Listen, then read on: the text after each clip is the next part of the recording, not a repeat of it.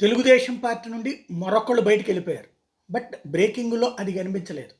వాస్తవంగా తిరువూరుకి సంబంధించిన మాజీ ఎమ్మెల్యే నల్లగట్ల స్వామిదాస్, ఆయన భార్య సుధారాణితో కలిసి వైఎస్ఆర్ కాంగ్రెస్ బయటికి వెళ్ళిపోవడం కాదు, వైఎస్ఆర్ కాంగ్రెస్ పార్టీలో చేరారు. ఇదే సందర్భంలో ఇప్పటికి కేసినేని నానికి బాగా క్లోజ్‌గా ఉండేటువంటి వ్యక్తి స్వామిదాస్.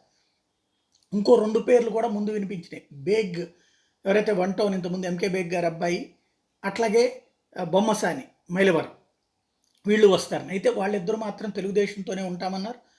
లోకేష్ని కలిసి అటు పక్కకు వెళ్ళారు, ఇటు పక్కకు వీళ్ళు వచ్చారు. అయితే తిరువూరుకు సంబంధించి స్వామిదాస్ సతీమణికి సీట్ ఇస్తారన్నటువంటి ప్రచారం అయితే జరుగుతుంది. అది ఎంతవరకు వాస్తవమో తెలియదు. కానీ స్వామిదాస్ని అంటే ఏదో ఒక లెక్క లేకుండా అయితే చేర్చుకోరు కదా. ఇప్పుడు కేసినేని నానిని విజయవాడకి విజయవాడ ఎంపిక చేయాలి, అట్లాగే ఇటు పక్కన ఈయనకి కానీ వీళ్ళ భార్యకి కానీ టికెట్ ఇస్తారన్నటువంటి మాట వినబడుతుంది. తెలుగుదేశం పార్టీలో అయితే ఆప్షన్ లేదు కాబట్టి ఇక్కడ వైఎస్ఆర్ కాంగ్రెస్ పార్టీలో అయితే గ్యారంటీ ఉంది కాబట్టి ఇటు వచ్చారని చెప్తున్నారు.